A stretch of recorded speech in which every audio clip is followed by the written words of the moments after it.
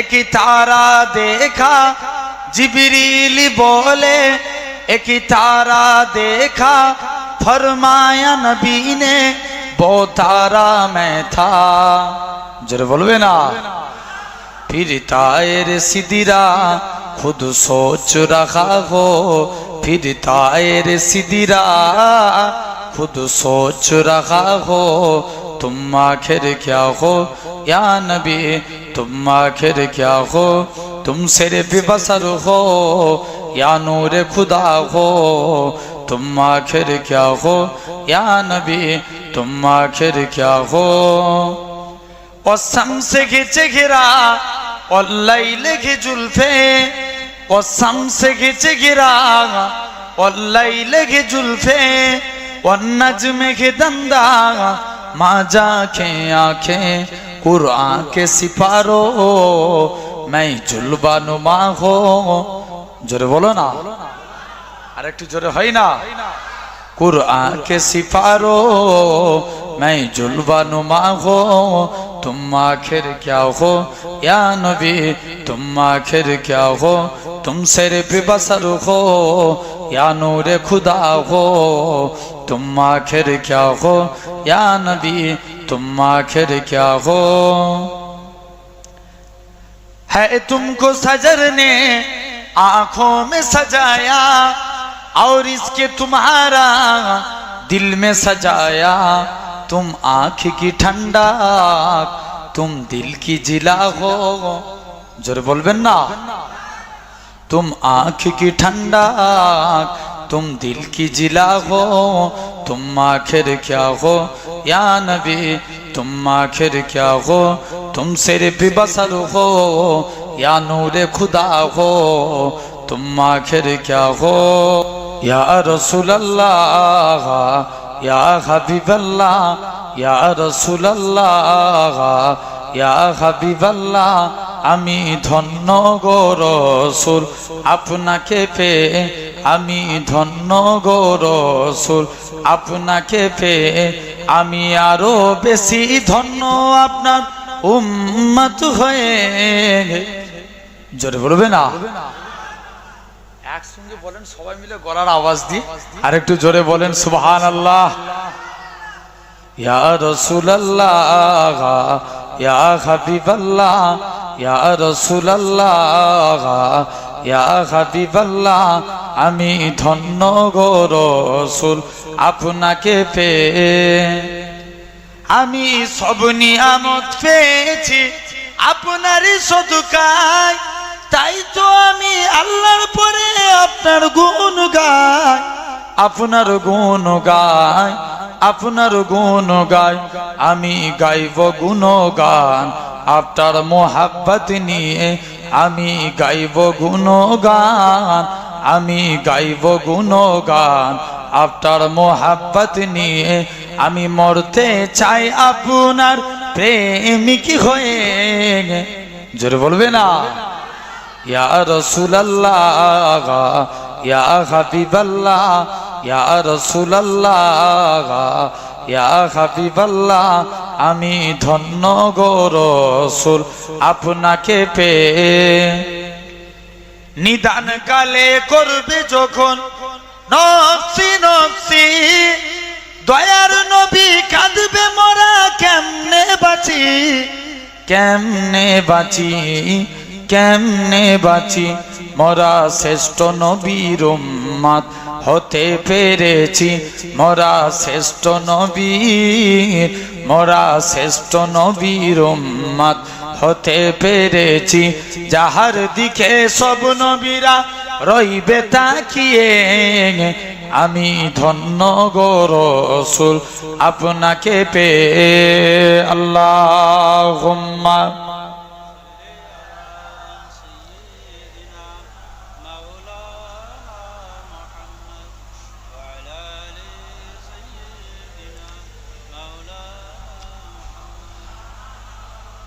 কালিমা লা ইলাহা ইল্লাল্লাহ জোরে জোরে পড়ে জমিনের মালিক যেই আল্লাহ আসমানের মালিক সেই আল্লাহ উম্মত আমরা রাসূলুল্লাহর বান্দা আমরা তুমি আল্লাহর লা ইলাহা ইল্লাল্লাহ।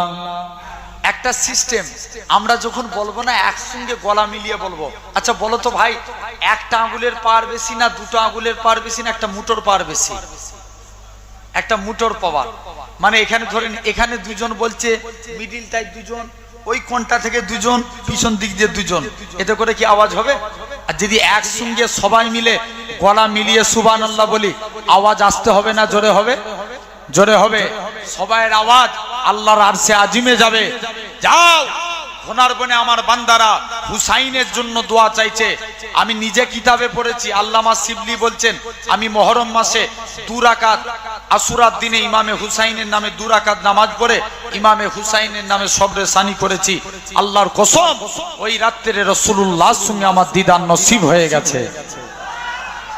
কি বললাম? গলা মিলিয়ে বলো, মিডিল থেকে বললে হবে না, একসঙ্গে সবাই মিলে বলেন সুবহানাল্লাহ, আলহামদুলিল্লাহ। আওয়াজ এরকম রাখা লাগবে, জেনে রেখে দেন। তথাপি এই জায়গায় বসেছি ছিঁড়া তেরপলের উপরে। আচ্ছা বলো দেখিনি ভাই, এই তেরপলের উপরে বসেছি, আমার আল্লাহ চাইলে পারে একদিন আল্লাহ তোমাদিগকে জান্নাতি সিংহাসনে বসাবে। জোরে বলবে না? আচ্ছা, ওয়াজ শোনার জিনিস না বুঝার জিনিস? জোর করে বলো।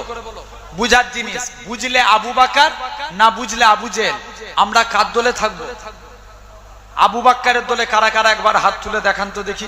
কষ্ট দিচ্ছি কিন্তু এত রাত্রে, বলে বাবা খেয়ে হাত নামিয়ে দিচ্ছি কেন? তুলে রাখেন না। আরে তাকবীর, আলহামদুলিল্লাহ। এই যে হাত তুললাম, এটা দেখলো কে? জোর করে বলো না। আল্লাহ নামটা মুখ দিয়ে বলবো, কাউকে ভয় করে? হে যুবক, সবাই চাই ইসলামকে মিটাতে, সবাই চাই আল্লাহ নামকে ব্যান করতে। আজ আপনাদের ঘনার বনে ওপেন চ্যালেঞ্জ দিয়ে বলে যাচ্ছি, যতদিন মাথায় টুপি পন্নেওয়ালা আল্লাহর গোলামরা জিন্দা থাকবে, যতদিন মুখে দাড়িওয়ালা আল্লাহর ইমানদার বান্দারা থাকবে, মুস্তফার গোলামরা থাকবে, ইসলামের পতাকা উড়ছে উড়ছে উড়বে। জোরে বলে। কেউ মিটাতে পারবে? কেউ পারবে না, ক্ষমতা নাই। আল্লাহকে ডাকা শুরু করে দেন। আমার আল্লাহ বলছে, তোরা আমাকে ডাকবি, আমি আল্লাহ তোদের ডাকবো। জোরে বলে। আল্লাহ বলছে, তোরা একবার ডাক, 10 বার ডাকবো। তো এই হাত তুলেছি দেখছে কে? আল্লাহ। কিয়ামতের দিন এখন মুসা নবী আল্লাহকে একদিন জিজ্ঞেস করছে, আল্লাহ আমি দেখতে চাই দুনিয়ার জমিনে সব থেকে গুনাহগার কে? আল্লাহ বলছে, মুসা তুমি অমুক জায়গায় রাস্তায় যেয়ে দাঁড়াও, যে প্রথমে হেঁটে হেঁটে যাবে সে হবে গুনাহগার। মুসা নবী বলছে, আল্লাহ আমি নেককারকে দেখতে চাই। আল্লাহ বলছে, মুসা তুই অমুক জায়গায় রাস্তায় যে দাঁড়া, যে রিটার্ন ফিরে আসবে সে হবে নেককার। মুসা নবী তো কনফিউজ, আল্লাহ এটা কেমন করে সম্ভব? একই লোক, যাবার সময় গুনাহগার, আসবার সময় নেককার, আল্লাহ এর কারণ কি? মুসলমান করে ছেলে মেয়েরা, তরুণেরা, হে নবী প্রেমিকেরা, আমার আল্লাহ জানিয়েছিলেন, হে আমার কালিমুল্লাহ, হে আমার নবী মুসা, ওই বান্দাটা যখন রাস্তা দিয়ে হেঁটে হেঁটে যাচ্ছিল, তার ছেলেখানা বলতে লাগে, আব্বা জান দুনিয়া বড় না প্রথম আসমান বড়? বাপখানা জবাব দেয়, বাবা ছেলে দুনিয়ার থেকে প্রথম আসমান বড়। ছেলে আবারও বলে, ও জনমদাতা বাপ, প্রথম আসমান বড় না দ্বিতীয় আসমান? দ্বিতীয় আসমান বড়। এরকম ভাবে 7 তবক আসমান বড়। ছেলে আবারও বলে, আব্বা জান 7 তবক আসমানের থেকে কি বড়?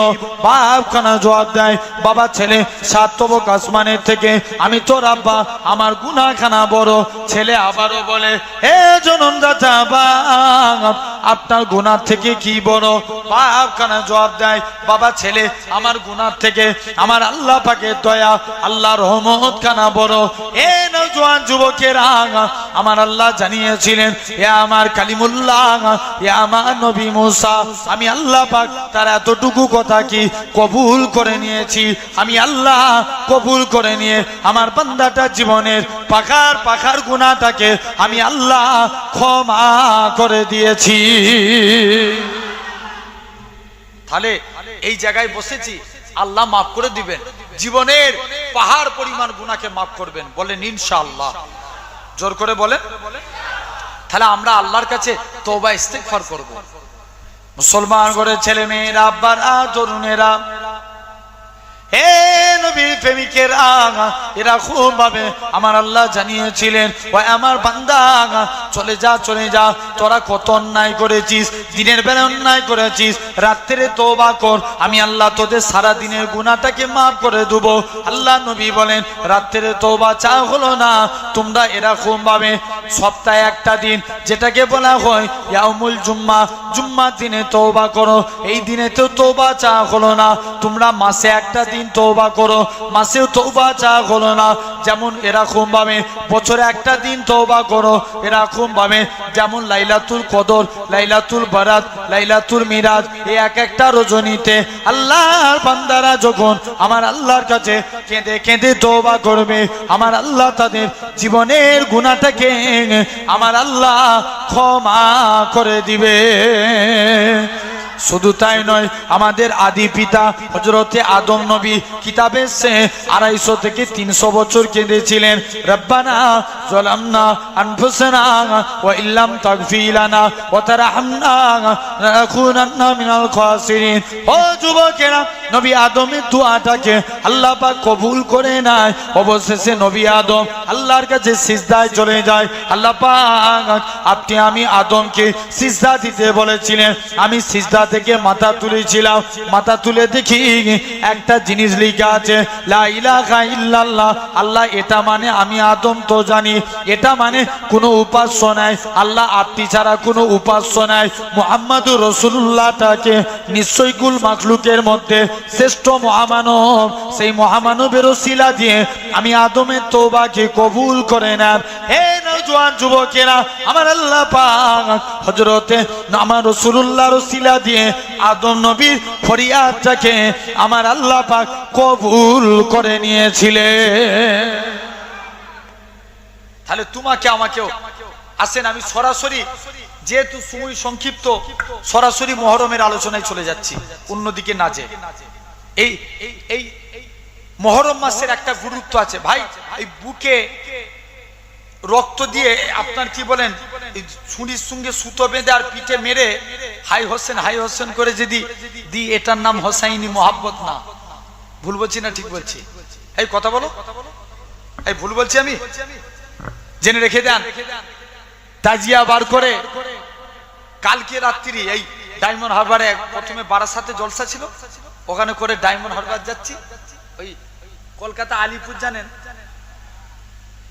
নাম শুনেছেন তো নাকি? ওই চিড়িয়াখানা যে বলে আলিপুর, ওখানে যাচ্ছি, রাস্তা 9 এন্ট্রি, কি সব এরকম মাথায় ই বেঁধেছে টেনে, সেই রাস্তায় এরকম বড় বড় লাঠি দিয়ে আপনার হুসাইনে আপনার তাজিয়া নিয়ে, মানে যেটা হুসাইনকে যে মাজার দিবে তারা কবর দিবে, এরাম বার করে রাস্তা অবরোধ করে নিয়ে যাচ্ছে।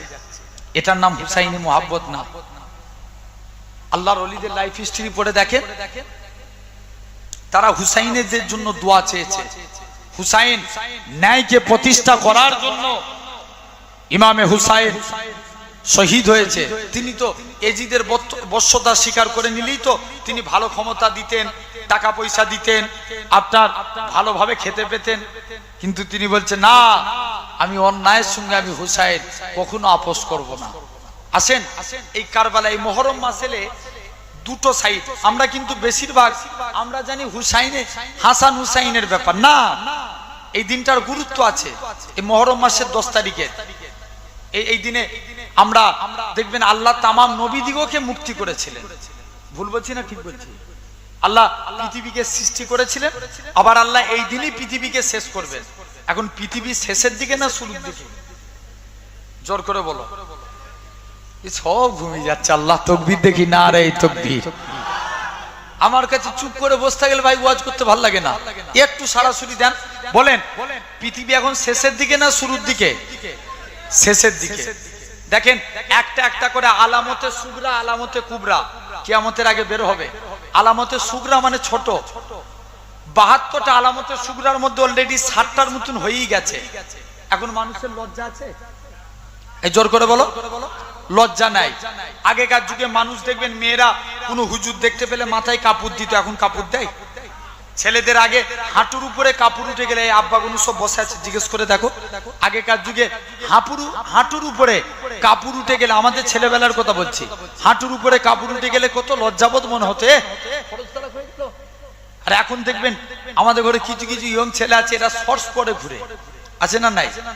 দীঘায় সমুদ্রে বেড়াতে গেছে, পড়বে কি শর্ট প্যান্ট পরে সমুদ্রে লাইছে, কি আনন্দ, ফরজ তালাক করে দিয়ে। জেনে রেখে দেন, তবুই তো যুবকরা পদে আছে। এক একটা মেয়েদের অবস্থা দেখেন, জেনে রেখে দেন আমার ভাইয়েরা, আব্বারা, তরুণেরা, তাহলে লজ্জা বলে জিনিস উঠে যাচ্ছে। দেখেন মানুষের পরস্পরের, আগেকার যুগে মানুষের টাকা কম ছিল কিন্তু মহব্বত বেশি ছিল। এই ভুল বলছি আমি? এখন টাকা হয়ে গেছে, মহব্বত কমে গেছে। জেনে রেখে দেন, শুধু তাই নয়, এরকম একটা একটা করে দেখেন পৃথিবী এখন শেষের দিকে। শুধু তাই নয়, আল্লাহ আদম নবী জান্নাত থেকে বহিষ্কার করেছিলেন এই 10 তারিখ, আদম নবীকে সৃষ্টি করেছিলেন আশুরার 10 তারিখ, আবার আদম নবীর তওবাকেও কবুল করেছিলেন আশুরার 10 তারিখ।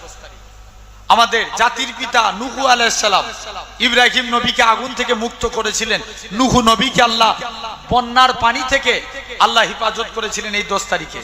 হযরত এরকম ভাবে একের পর এক দেখেন, ইউসুফ আলাইহিস সালামকে মাছের পেট থেকে মুক্ত করেছিলেন, ইয়াকুব আলাইহিস সালামকে আল্লাহ চোখের রোগ থেকে মুক্ত করেছিলেন, হযরতে সুলাইমান নবীকে আল্লাহ পুনরায় রাজত্ব ফিরিয়েছিলেন, হযরতে ইউনুস নবীকে মাছের পেট থেকে মুক্ত করেছিলেন, আইয়ুব নবীকে আল্লাহ কুষ্ঠ রোগ দিয়েছিলেন। কি রোগ? কুষ্ঠ রোগ।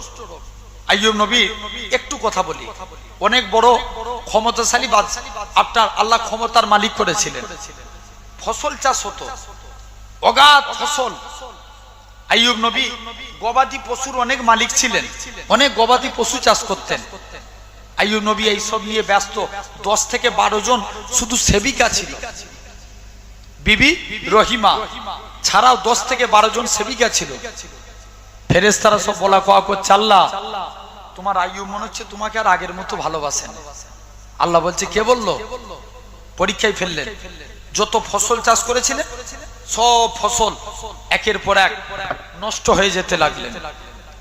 আইয়ুব নবী এরকম ভাবে যত গবাদি পশু চাষ করতেন, পশু সব মারা গেল।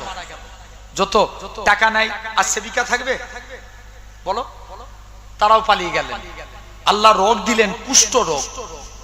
বলুন তো আব্বা, আমরা অনেকে চোখে দেখেছি, নিজের চোখে দেখা, বলুন এরকম অনেক জিনিস আছে, কারুর ক্যান্সার রোগ হয়ে গেছে, দেখবেন যে জায়গাটায় হয় ওই জায়গাটা কালো হয়ে যায় না?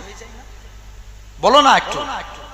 দেখবেন এক একজনের আবার ওই জায়গা থেকে, যার ক্যান্সার রোগ হয়, এত গন্ধ বেরোয় বাড়ি দিয়ে পাশ দিয়ে যাওয়া যায় না।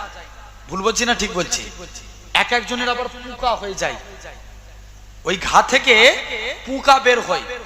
আমার নিজের চোখে দেখা, আমাদের ওখানে দরবারের পাশে একজনের বাড়ি, ওই বহু ছোটবেলার কথা বলছি আমি, পোকা হয়েছিল, পোকাগুলো বেরোতো, একটা একটা করে পোকা বার করতো তাদের বাড়ির লোকেরা, পোকা কামড় দিত। ক্যান্সার রোগ, এরকম কুষ্ঠ রোগে আইয়ুব নবীর কুষ্ঠ রোগ আস্তে আস্তে বিরাট বড় আকার ধারণ করলো, শরীরগুলো পচে যাওয়ার মতন অবস্থা, শরীর দিয়ে দুর্গন্ধ বাইর হতে লাগে। গ্রামের মানুষ একটা কেউ সাপোর্ট করে নেই, বিবি রহিমা তুমি আইয়ুবকে নিয়ে গ্রাম ছেড়ে পালাও, আমরা আইয়ুবকে গ্রামে থাকতে দেবো না, এত গন্ধ সহ্য করতে পারিনি। বিবি রহিমা আইয়ুব নবীকে সাথে করে নিয়ে জঙ্গলের দিকে চলে গেলেন। মুসলমান ঘরের ছেলে মেয়েরা, আব্বারা, তরুণেরা, এখন আর বনের মানুষেরা শুনে রেখে দেন, হযরতে আইয়ুব আলাইহিস সালাম এরকম ভাবে বিবি রহিমা জঙ্গলে যে তাবু খাটিয়ে আছেন, হঠাৎ করে মনে মনে করে, আল্লাহ পাক আমি যদি এরকম ভাবে আমার স্বামীর কাছেই পড়ে থাকি, আমার স্বামীকে তো কিছু খাওয়াতে হবে, এমনি শরীর অসুস্থ, তার উপরে যদি না খেতে পায় মারা যাবে, না না না না, এটা ব্যাপার না। হযরতে আম্মা জান রহিমা আলাইহিস সালাম তিনি কি করলেন, আস্তে আস্তে করে চলে গেলেন। আম্মা জান রহিমা গ্রামের মানুষদের কাছে কাজ করতে লাগলেন, তারা খাবার দিতেন, আম্মা জান রহিমা সেই খাবার নিয়ে আইয়ুব নবীকে খাওয়াতেন। এরকম ভাবে অনেক দিন কেটে গেল, আইয়ুব নবীর কুষ্ঠ রোগ ভালো হলো না। এক টাইমে হযরতে আইয়ুব নবীর শরীর থেকে পোকা এত কামড় দেয়, ঘা গুনে এরকম ভাবে পোকার পোকার কামড়ে হযরতে আইয়ুব আলাইহিস সালাম আস্তে আস্তে করে পোকার কামড়েতে আইয়ুব নবী জ্বালা যন্ত্রণা সহ্য করতে পারলেন না। ও যুবকেরা, ও নবী প্রেমিকেরা, হযরতে আইয়ুব আলাইহিস সালাম জ্বালা যন্ত্রণা সহ্য করতে পারলেন না। হযরতে আইয়ুব নবী একটা পোকা আস্তে আস্তে করে এরকম ভাবে ওই ঘা থেকে বার করে জমিনায় ফেলে দিলেন। হযরতে আইয়ুব নবীর কি মন গেল, আল্লাহ পাক জমিনায় পোকাটা পড়ে ছটফট করতে লাগে। হযরতে আইয়ুব নবী বলে, আল্লাহ পাক এই পোকাটা আমি আইয়ুবের শরীরের রসকে বেঁচেছিল, আজকে আমি আজকে দিনে মাটিতে ফেলে দিয়েছি। না না না না, এটা মানা যাবে না। আবার কি মন গেল, পোকাটা হাতে তুলে নিয়ে ওই গর্তের ঘায়ের মধ্যে দিয়ে দিলেন, পোকাটা শরীরে চলে গেল। ও যুবকেরা, এরকম ভাবে আইয়ুব নবী বলে, আল্লাহ তুমি যাতে রাজি, আমি আইয়ুব তাতে রাজি। এরকম ভাবে আল্লাহ তুমি যদি আমাকে এখনো পরীক্ষা করতে চাও তাতেও আমি রাজি আছি। হযরতে আইয়ুব আলাইহিস সালাম আস্তে আস্তে করে এরকম ভাবে হযরতে আল্লাহ পাক তোমায় আমায় এরকম ভাবে আপনাকে আমাকেও পরীক্ষা করবে। এখন আর বনের যুবকেরা শুনে রেখে দাও, আল্লাহ কারুকাই দিয়ে সন্তান কেড়ে নিয়ে পরীক্ষা করবে, কারুকাই দিয়ে স্বামী কেড়ে নিয়ে পরীক্ষা করবে, কারুর স্ত্রী কেড়ে নিয়ে পরীক্ষা করবে। আবার আল্লাহ এরকম ভাবে কারুর কাছ থেকে আবার আল্লাহ পাক এরকম টাকা কেড়ে নিয়ে পরীক্ষা করবে। আবার আল্লাহ কাউকে ধন দিয়ে পরীক্ষা করবে।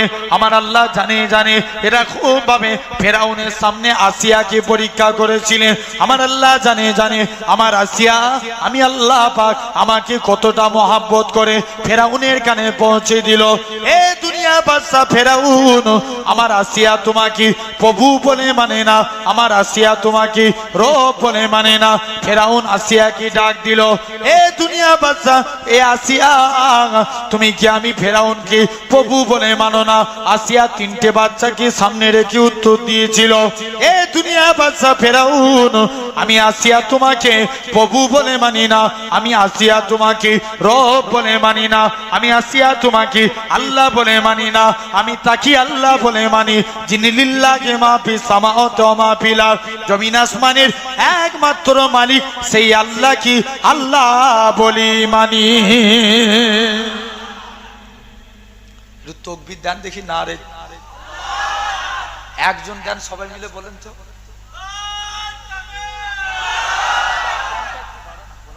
একবার দিলে হয়, মিনিমামলি 3 বার দিতে হয়, বলার আওয়াজ ভালো আছে দে।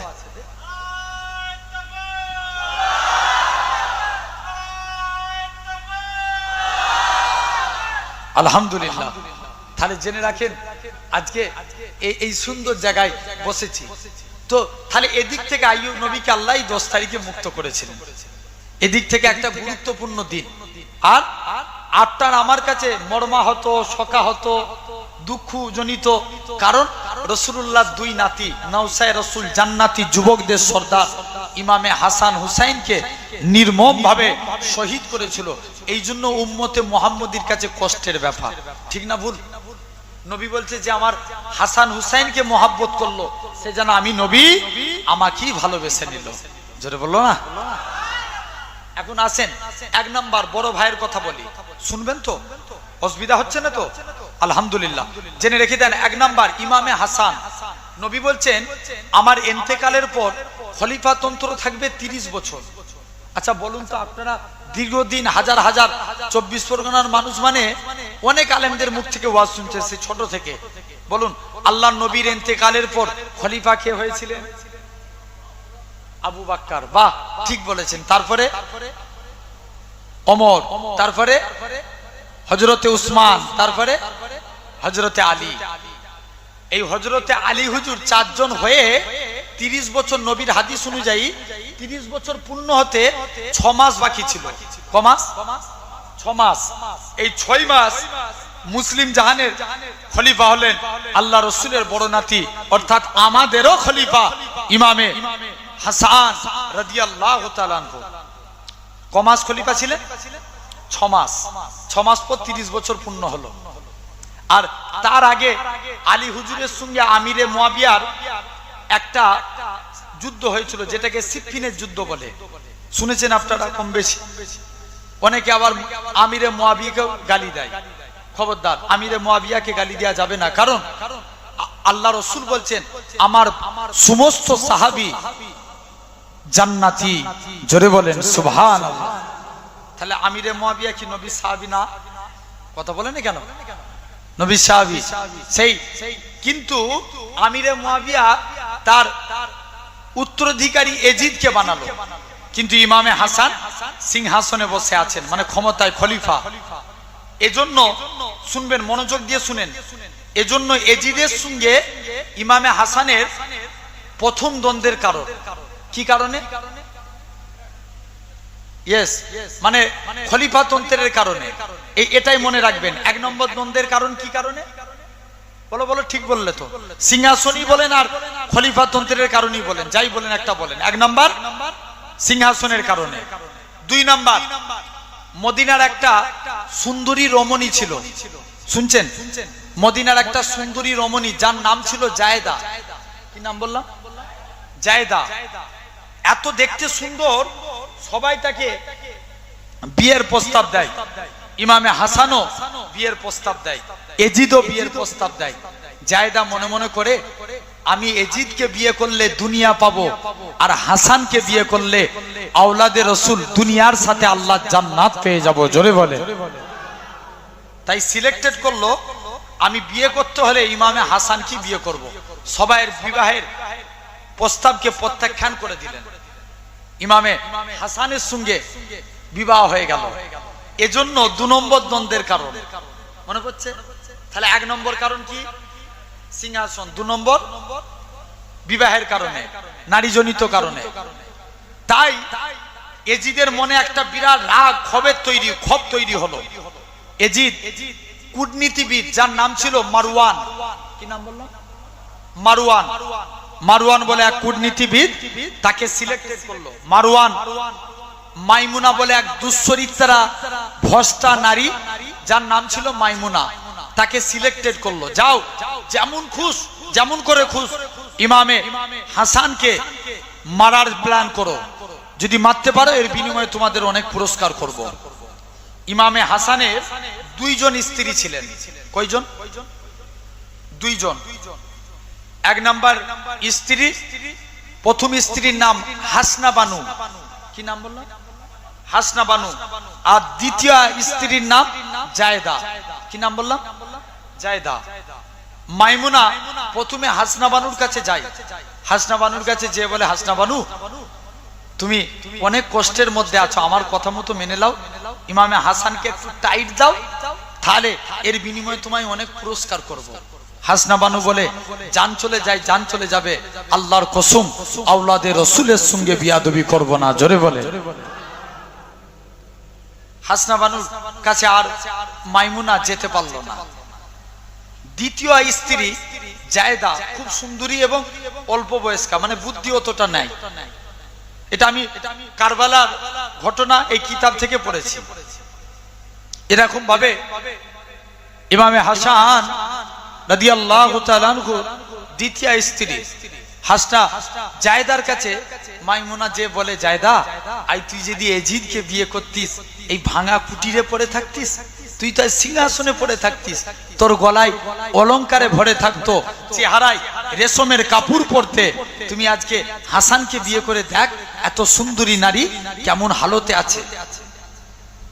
একদিন নয়, 2 দিন নয়, এরকম ভাবে কন্টিনিউ 3 থেকে 4 মাস জায়েদাকে পিন খাওয়াতে লাগে। সবসময় মানুষের মেন্টালিটি ভালো থাকে, দিতে দিতে পিন দিতে দিতে দেখবেন একটা বাড়িতে কি সঙ্গে সঙ্গে অশান্তি লাগে। কিছু কিছু দেখবেন এক একজনের বাড়িতে আছে, মেয়েরা সব উঠা বসা করে, এক একজনের সুখ আবার অন্যজনের। দেখবেন এর বাড়িতে কি রান্না হয়েছে, এই আপনার এর বাড়িতে ক টাকা দিনা আছে, নিজের বাড়িতে খেয়াল নাই, নিজের বাড়িতে কি রান্না করেছে, আর অপর বাড়িতে কি তরকারি দিয়ে খাচ্ছে সেটা খেয়াল আছে। কথা বলে না কেন? আছে না নাই?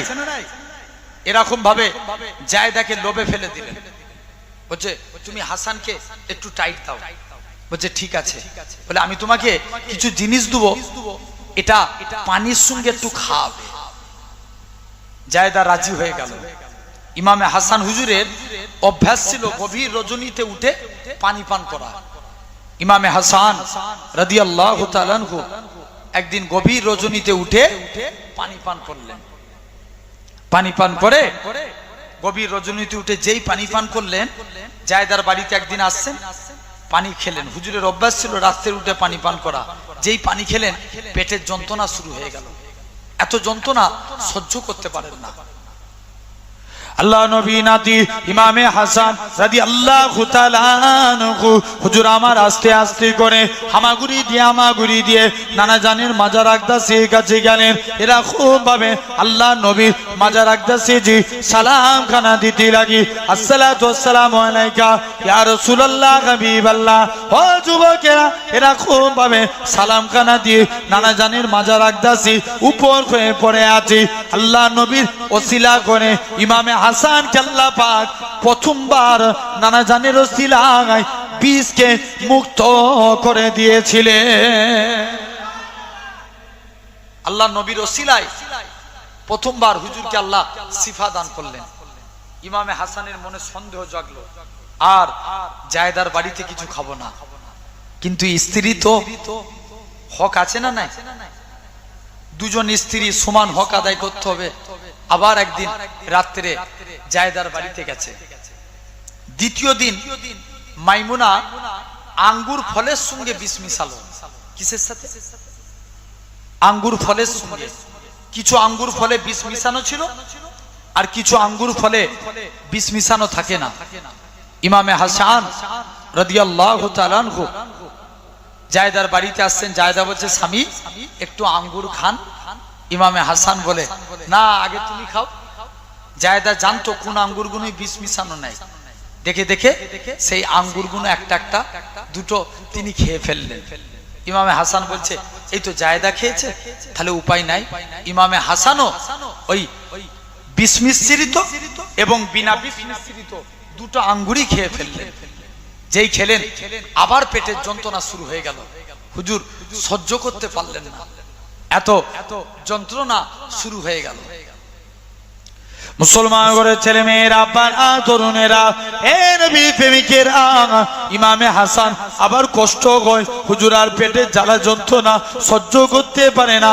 কানতে কানতে নানা জানের মাজার আকদাসের কাছে চলে গেলেন। নানা জানের ওসিলা দিয়ে আল্লাহর কাছে দোয়া চায়, আমার আল্লাহ পাক ইমামে হাসানকে দ্বিতীয়বার শিফা দান করেছিলেন। দ্বিতীয়বারও আল্লাহ সুস্থতা দান করে দিলেন। ইমামে হাসান রাদিয়াল্লাহু তাআলা আনহু তৃতীয়বার, আর জায়দাও হাল ছেড়ে দিল, সবাই মাইমুনাও হাল ছেড়ে দিল। কিন্তু কূটনীতিবিদ মারওয়ান মাইমুনাকে আবার লোভ দেখায়, মাইমুনা জায়দাকে আবার লোভ দেখায়। এটাই শেষবার। 2 বছর কেটে গেল এরকম ভাবে। ইমামে হাসান 2 বছর পর বাইরে চলে এসেছিলেন। বাইরে থেকে আবার একদিন জায়দার বাড়িতে গেছেন। তিনি আর জায়দার হাতে কিছু খেতেন না। বড় স্ত্রীকে বলে এলো, হাসনা বানু, জায়দার বাড়িতে ঘুমাতে যাচ্ছি, যখন জায়দা শুয়ে পড়বে 1 গ্লাস টেবিলে পানি রেখে দিয়ে আসবে। হাসনা বানু তাই করেছে। স্বামীর হুকুম মেনেছে, ভেবেছে জায়দা ঘুমিয়ে পড়েছে, টেবিলে 1 গ্লাস পানি রেখে দিয়ে এসছে। জায়দার টাকার লোভে পড়ে, সম্পত্তির লোভে ঘুম হচ্ছিল না, ওই গ্লাসের মধ্যে জহরাকৃত বিষ মিশিয়ে দিল। ইমামে হাসান গভীর রজনীতে উঠলেন, স্বপ্ন দেখলেন, ঘুম ভেঙে গেল। উঠে পড়লেন, পানিটা পান করলেন, আবার যন্ত্রণা শুরু হয়ে গেল। প্রথম দুবার যে যন্ত্রণা হয়েছিল তার থেকে অনেক গুণ বেশি যন্ত্রণা শুরু হয়ে গেল। ইমামে হাসান আর সহ্য করতে পারলেন না। বড় স্ত্রী হাসনা বানুকে ডেকে পাঠালেন। পুত্র কাসেম ছুটে ছুটে চলে আসলেন আব্বার অবস্থা দেখে। এরকম ভাবে পুত্র কাসেম ছুটে আসলেন, এরকম ভাবে ছোট ভাই ইমামে হুসাইন ছুটে আসে। ইমামে হাসান জমিনায় পড়ে ছটফট করতে লাগে। ইমামে হুসাইন বলে, ভাই আপনি তো কারুর ক্ষতি করেন না। কিতাবে এসছে ইমামে হাসান এত ভালো মানুষ ছিলেন, আমি হুজুরের লাইফ হিস্ট্রি পড়েছিলাম, জীবনে কোনো মানুষের ক্ষতি করেননি তিনি। বলেন না আল্লাহু আকবার। সেই ইমামে হাসান বলছেন, ভাই আপনি তো কারুর ক্ষতি করেন না, কে আপনার সঙ্গে এই ব্যবহার করেছে? আপনি একবার আমি হুসাইনকে তার নামটা বলুন, আমি হুসাইন উলঙ্গ তলবার দিয়ে তার গর্দানকে নামিয়ে দেব। ইমামে হাসান বলে, ভাই হুসাইন, আমি তাকে মাফ করে দিয়েছি, তুমিও তাকে মাফ করে দাও। ইমামে হুসাইন হাসানের আস্তে আস্তে চেহারাখানা সবুজ বর্ণ ধারণ করছে। মুসলমান করে ছেলে মেয়েরা, আব্বারা, তরুণেরা, হে নবী প্রেমিকেরা, ইমামে হাসান রাদিয়াল্লাহু তাআলা আনহু হুজুর আমার কি করলেন? আস্তে আস্তে করে চেহারা সবুজ বর্ণ ধারণ করে ইমামে হুসাইন পরীক্ষা করার জন্য ওই পানির গিলাসে একটুখানি পানি ঢেলেছেন পান করবে বলে। কেমন বিষ মিশানো আছে দেখবে। ইমামে হাসান কষ্ট করে উঠে ইমামে হুসাইনের হাত থেকে পানির গিলাসটা নিয়ে দূরে ছুঁড়ে ফেলে দিলেন। পানিটা মাটিতে যেই জায়গায় পড়লো, কিতাবে সে ওই জায়গার মাটিটা ফুসকা দিয়ে উঠেছিল। ইমামে হাসান বলে, ভাই হুসাইন, আর আমার দুনিয়ায় বেশিক্ষণের সময় নাই, কেননা আমি গত রাত্রে নানা যান দিন দুনিয়া বাদশাহ হাবিবুল্লাহ জনাবে মোহাম্মদুর রাসূলুল্লাহ সাল্লাল্লাহু আলাইহি সাল্লামকে স্বপ্ন দেখলাম, আব্বাজান শেরে আলীকে স্বপ্ন দেখলাম, আম্মাজান ফাতেমাকে স্বপ্ন দেখলাম। তারা জানো আমি হাসানের জন্য আল্লাহ জান্নাতের দরজায় দাঁড়িয়ে আছি। ভাই হুসাইন, আমার চেহারা সবুজ বর্ণ ধারণ করে নিয়েছি। তুমি কি জানো, নানা জান যখন মিরাজ শরীফে গিয়েছিল, নানা জান আল্লাহ পাকের জান্নাত জাহান্নাম খানা ঘুরে ঘুরে তাকিয়েছিল। নানা জান আল্লাহ পাকের জান্নাতের মধ্যে দুইটা ঘর দেখেছিল, একটা হলো সবুজ বর্ণ আর একটা হলো লাল বর্ণ। ও যুবকেরা, আল্লাহ নবী হযরত জিবরাইল আমিনকে বলে, হে হযরত জিবরাইল, এই জান্নাতের মধ্যে সবুজ বর্ণের ঘরটা কার? হযরত জিবরাইল আমিন বলে, ইয়া রাসূলুল্লাহ হাবিবাল্লাহ, ইয়া রাসূলুল্লাহ হাবিবাল্লাহ, এই সবুজ বর্ণের ঘরটা হলো আপনার বড় নাতি